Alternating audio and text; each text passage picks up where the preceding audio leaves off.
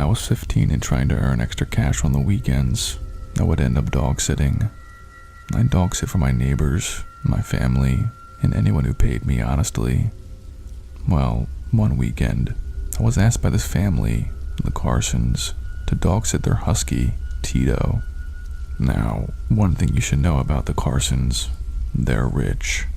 I'm talking Porsche in the driveway and a 6-bathroom house rich.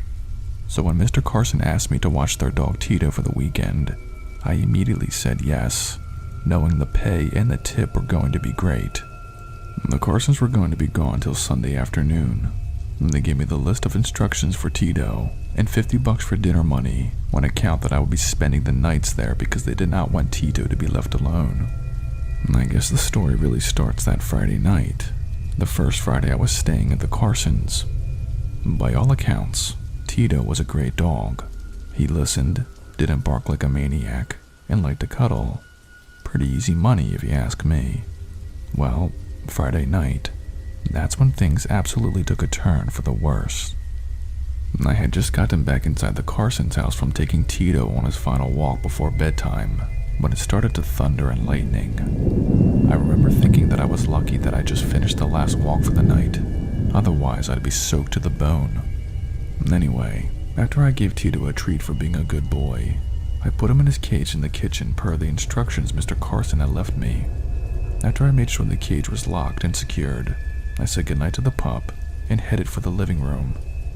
I want to say around midnight is when I started to doze off. The Carsons had a giant 80-inch TV in their living room, and I took full advantage of watching a horror movie on AMC. That and the fact that there was a raging thunderstorm outside was what lulled me to a gentle sleep. And at 2 a.m. I woke up. You know when you have that feeling that something isn't right? Like, have you ever seen Final Destination? The main character had a premonition that the plane was going to blow up and didn't want to get on. Well, that's what I was feeling at that moment. Something wasn't right. It was pretty dark in the house because I had turned off most of the lights before laying down on the couch. I walked over to the front windows and looked outside. It was still raining cats and dogs. I looked around the living room. Nothing seemed out of the ordinary or tampered with. That's when I decided to go check on Tito. As I was making my way over to the kitchen, that's when I noticed it. Leading directly from the front door, which was shut, into the kitchen were wet footprints. I knew at this point that I had two options. I could panic and possibly get myself killed by whosever footprints those belonged to, or I could stay calm and stay logical. Logic was telling me that they could have been my footprints from earlier, but then I remembered it wasn't raining when Tito and I came back from his final walk, and secondly, the footprints were fresh, as if whoever they belonged to had just made them minutes ago. I decided, against my better judgment, to follow them. As I reached the threshold of the kitchen, I could hear scuffling and whimpering pleas. It sounded like Tito was upset. I fished around for the light switch and flicked it on. I could not believe my eyes. Tito was out of his cage, his mouth duct taped shut and his paws tied together by a man in a drenched raincoat. There was a large, open duffel bag, and the man in the raincoat was trying to shove Tito into it. But the shock of me turning on the lights caused the man to spin around and see me standing there at the edge of the kitchen. I quickly grabbed a kitchen knife from the knife block set that was near me. I held the knife out, my hand shaking, and told the man to get the fuck away from the dog. But the man put his hands up and slowly stepped away. I was reaching into my pocket for my cell phone to dial 911, and when the man noticed what I was doing, he darted past me, through the living room, and to the front door. I followed behind him and watched as the man sprinted into the pouring rain to a white van parked across the street. He started the van and peeled off. I locked the front door, called 911, and started to cut the rope and duct tape off of Tito. When the police arrived, they informed me that the Carsons have security cameras all over their property, and they were able to ID the license plate that the van the man was driving. Now listen to this crazy part. The man who broke in was a man by the name of Kevin Shewood. Kevin was an ex-employee of Mr. Carson.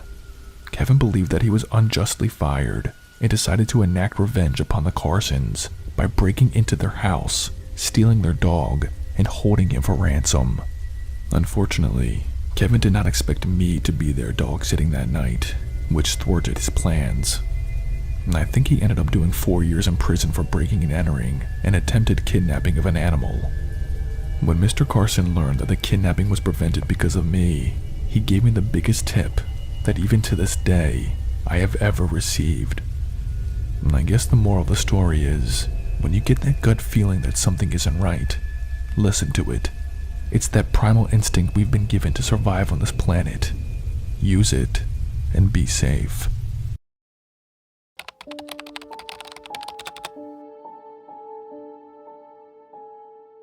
About 10 years ago, I worked at a cemetery. The money was good and it was relatively easy. All I really had to do was drive around in my truck and make sure no kids were causing trouble. Every night was exactly the same, and by then I'd already gotten used to the creepy nature of the job. After a normal night of work, I got off around 6 a.m. and headed home. I didn't usually go to bed until around 11 or so, and while I was getting ready at 10:30, I got a call from my boss.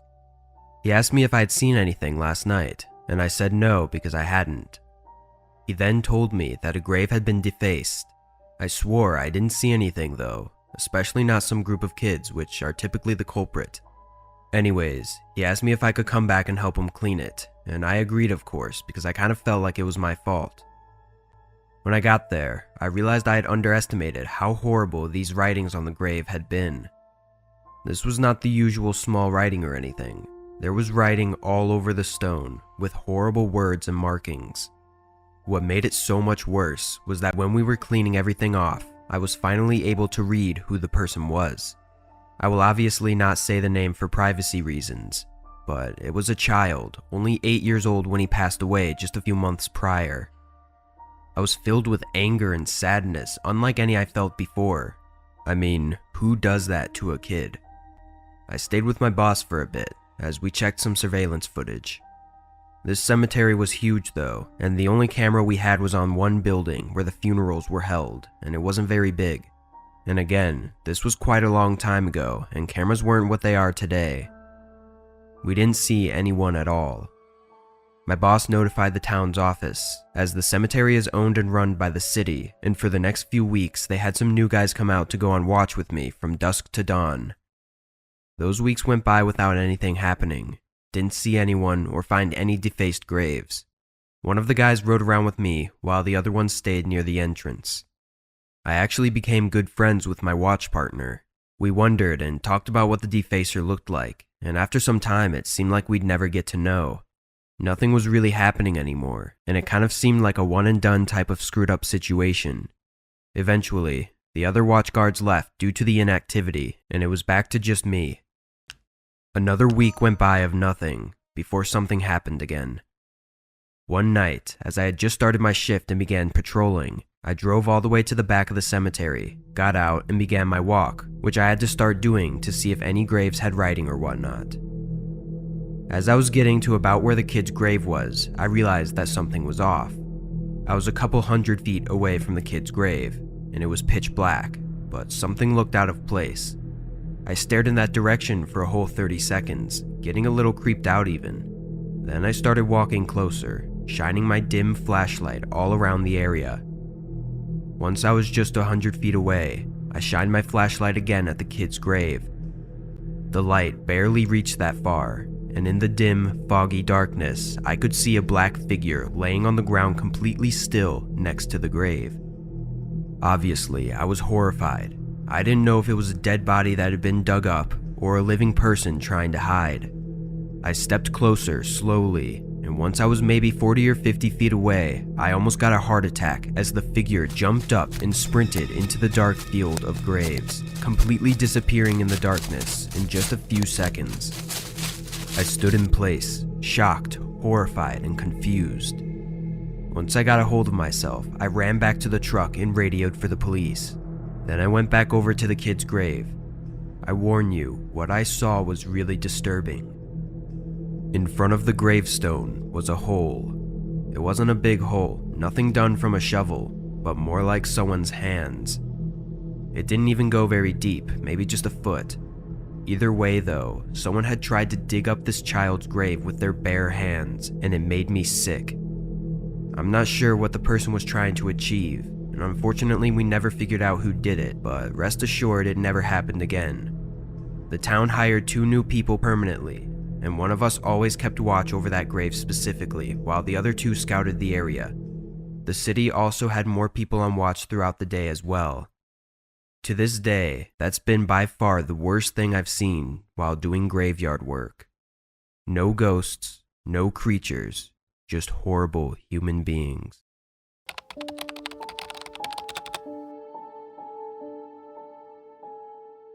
I'm a community patrol officer for a neighborhood in southern Las Vegas. If you aren't familiar with this occupation, it's nothing like a police officer or anything. I'm just a regular 25-year-old that drives a small patrol vehicle around nice neighborhoods to make the residents feel safer. It's a pretty common thing around here, since there's a lot of rich neighborhoods right next to a violent city.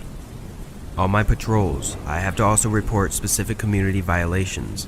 For instance, some housing communities require bushes to be trimmed every week. So if I see an overgrown bush, I have to report it and leave a note at the residence. It's petty, and I personally find it weird that people like to live in neighborhoods like that, but it gives me a job, so I can't complain too much. Anyway, I primarily work 8 p.m. to 3 a.m. It's an odd shift, but that's just how they schedule for some reason. I'd never seen anything strange before this incident. The only things I'd ever really see were groups of teenagers doing dumb shit at the parks at 1 a.m. But last week, I had something happen that was beyond disturbing, and I can't stop thinking about it. I was doing my regular patrol, which was a specific route we had to take during the middle, beginning, and end of our shifts.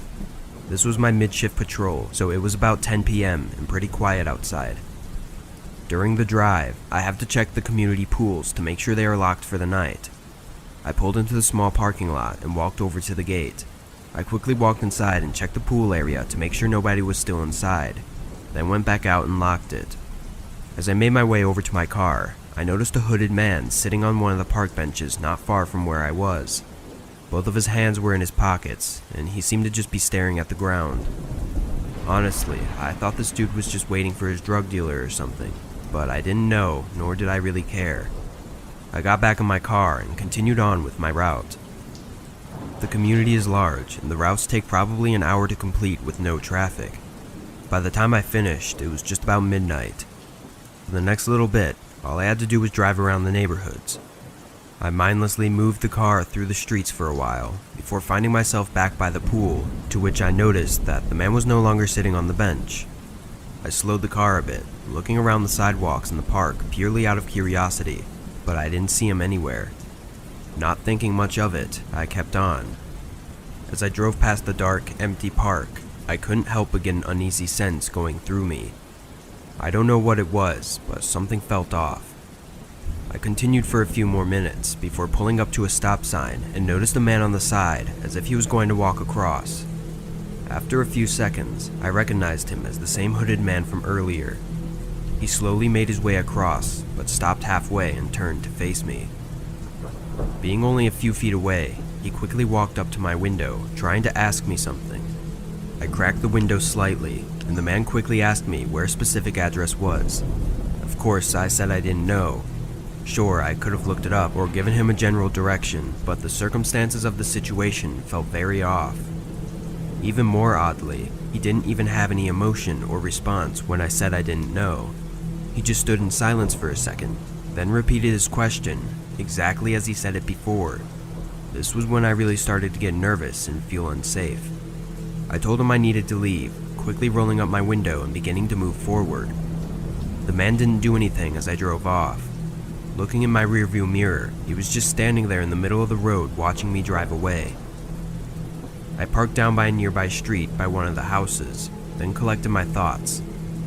It was a really weird encounter, but was it reason enough to call the police? I didn't know. As bad as it sounds, calling the police while at work is a big deal, and I didn't want to unless it was actually necessary. The big question that kept coming up in my mind, though, was why was he looking for that address? I decided to type it into my GPS, and it was just a few minutes away, inside the neighborhood I was patrolling. So I got back on the road and made my way over to the address. When I arrived, it seemed like every other ordinary house at 1 a.m. All the lights were off and nobody was outside. I parked on the other side of the street and waited for a bit, but not even 30 seconds later, the hooded man came into sight, walking down the sidewalk towards the house. I watched from my car as he walked up their driveway and up to their front door. He knocked a few times, then waited for a while before knocking again. Almost a whole minute went by before someone answered the door. Immediately, the hooded man slammed his body into the homeowner and fought his way inside the home. I was in shock, seeing something like this for the first time happening right in front of me. I controlled myself as soon as I could though and called the police. As I sat waiting in fear, I didn't see any movement for 2 or 3 minutes. I debated with myself whether or not to go in and try and help the homeowner. Honestly though, I was terrified and didn't want to make an already horrible situation even worse, so I stayed in my car. Suddenly, the front door moved a little, then swung open abruptly, followed by the hooded man sprinting out and running off down the street. The police didn't arrive until almost 10 minutes later. I don't know what took so long. I'm sure it wasn't anyone's fault, but part of me was furious. By then, the man was long gone, and the homeowner was laying inside, having been beaten so hard that he was unconscious. Over the next few days, more unfortunate information came in. The homeowner didn't recognize the man from anywhere, and barely even remembered the situation, but the guy also didn't steal anything from his house. This was very unusual, because the man had clearly known of the homeowner's address, and his only known goal was to hurt the homeowner. Thus, it didn't make much sense for the suspect to not be someone he knew. The whole thing was very strange, and it still makes me feel uneasy. It's only been a week since this happened though, so hopefully more information comes up, and the hooded man gets caught.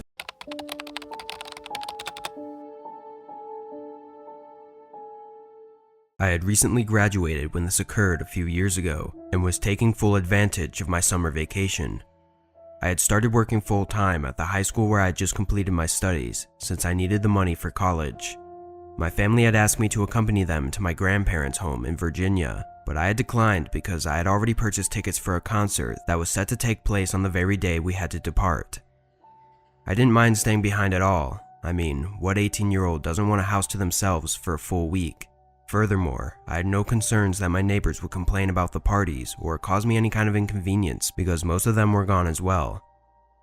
I had a strong desire for some fried chicken that day, which took me out of the house. On my way back, there was an accident on the main road, causing a whole line of traffic, so I had decided to take a shortcut and was relying solely on Google Maps to get me home. I noticed a light turn on as I passed a mechanic shop along the route. It was another car, but this car had only one functional headlight, which was really weird. I distinctly recall finding it really odd that this automobile had abruptly turned on its light as I was passing, and I was even more alarmed when it departed behind me. But I was aware that I have a tendency to be paranoid and that I frequently wonder if someone is watching me and whether they have malicious intentions. I dismissed the idea as a weird coincidence and moved on. I started to stress out as I got closer to my neighborhood and realized that the car was still following me. My fear was increased by the fact that I was low on gas at the moment. I had two choices at this point. Either I turn around and drive home while the strange car pursues, or I just drive about and see if it follows or not. Driving around, however, seemed to be a very dangerous alternative because I wasn't sure what I would do if my car ran out of fuel in the middle of the road, leaving me trapped with this creep. I reasoned that I'd better take a chance in a familiar setting rather than on the side of a lonely road. Once this was decided, I pulled onto my street and felt my heart drop as the car with one headlight turned directly behind me. At this moment, I thought I was doomed. I started pulling into my driveway because there was nothing else I could do, and to my absolute horror, they started to follow me up. Now that I think about it, I believe I should have called the police, but at the time I was so engrossed in my own thoughts that the idea never even entered my head. I might have contacted my dad, who would have gotten his rifle if he was home, but he and the rest of the family were 12 hours away at the time. I stopped and placed my car in reverse when the car started to follow me up the driveway. They reversed in response, but they also came to a stop at the bottom, thus blocking my way out. I started moving forward again, but everything just kept repeating. I drove, they followed, I reversed, and they blocked my exit, over and over again a couple of times. Finally, I hurriedly pulled further up the driveway and swung my car around to confront them. They had already covered more than half of my driveway by this point. I was afraid, alone, and furious. I opened the car door and stepped out with my small pocket knife firmly in my right hand, and my headlights blazing directly into their face. Because I've always been naturally paranoid, as I've already mentioned, I used to keep a small knife between my seat and the car door. I shouted at them, holding the knife out. I merely hoped that they would be panicked. I think they might have believed I was a girl or weak, or maybe had not expected me to react so aggressively. They backed out of my driveway gradually and slowly made their way down the street. But then they parked their car by a neighbor's house down the road, and through the darkness, I could see someone get out. It was at this point that I began to think more clearly and quickly ran inside and called the police. I then went over to the front window, looking out at the dark neighborhood streets, but couldn't see any movement. My adrenaline was fading, and I began to panic even more than I was when I was standing in the driveway. Just then, footsteps were heard running around the outside of my house, followed by a nearby window shaking as they tried to forcefully open it. I was terrified and losing my mind in the panic of the moment. The man continued to run around the house, testing every door and window, trying to force them open. I knew I kept everything locked, but I was worried he may still find a way to break in. I ran upstairs and locked myself in the bedroom, then called 911 again to ask for an update. I was thankful to hear that they were in the neighborhood less than a minute away. The man began banging against the front door, yelling for me to open it. 2 cop cars pulled into the driveway just in time though, and surprisingly, the man didn't run or anything. I watched through the windows as they put him in cuffs, then I made my way outside to greet the officers. The guy was trying to convince one of the cops that he wasn't doing anything wrong, but of course the cop wasn't buying it. Anyway, long story short, it turned out the man was heavily under the influence of both drugs and alcohol at the time. He never explained what his plans for following me or trying to break into my house were, but considering his state, it couldn't have been good. Luckily, I don't have to worry about seeing him for a long time. Our official merch store is finally here. If you want to support more of our channel, check out our merch shop. The link is in the description down below. See you on the next video.